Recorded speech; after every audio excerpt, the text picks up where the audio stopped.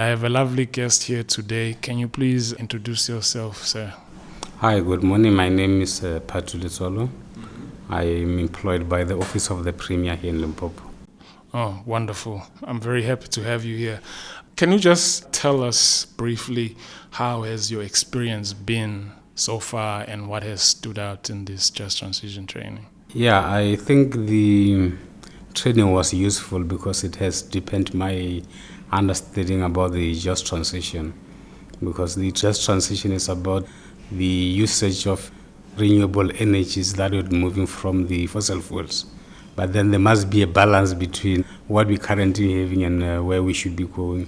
And I think that knowledge would help me to assist our stakeholders, which are provincial departments and local municipalities, in ensuring that they formulate correct policies and strategies to move towards the just transition. Is there anything maybe that you have been enlightened on or you've learned in such a way that you want to infuse just transition policies in your line of work?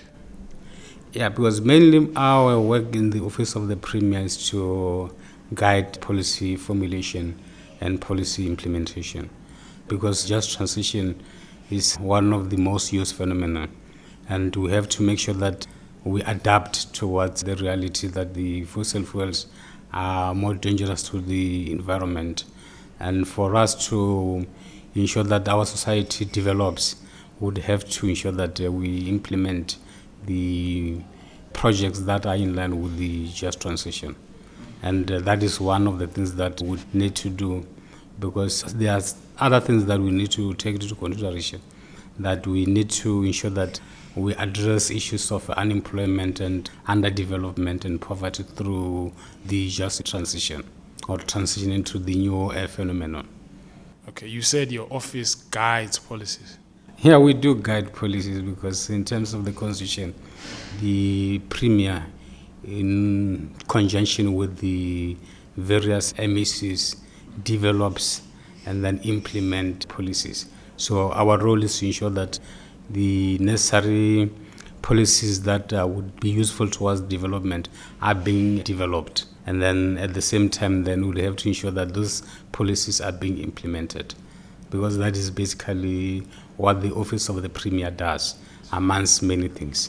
All right, so when you look at the whole province in total, what would you say are risks and what would you say are opportunities when it comes to the just transition? The reality is that the environment has been damaged a lot because of the usage of the carbon dioxide and other green gases. And in order to ensure that there is sustainability, we would have to ensure that we mitigate against these environmental damages. And there are a variety of policies that need to be implemented, like your green economy, your just transition, your sustainable development goals to address that.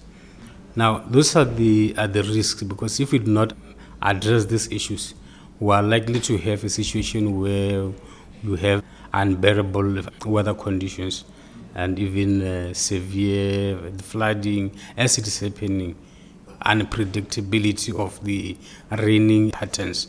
Because in the past you would have a situation where you would know that between September and February it rains, but of recent, if you check the patterns, it started raining around December, except with the exception of this year. So those patterns, they affect the productivity and even the agricultural sector, because if you had planned that it will rain this time and it does not rain and it rains later, it affects the way things have been done. So we need to make interventions to ensure that we minimize all these changes that are undesirable towards development. Do you see anything that you regard as an opportunity, though, for your province? Yeah, the point is that transition would require new skills.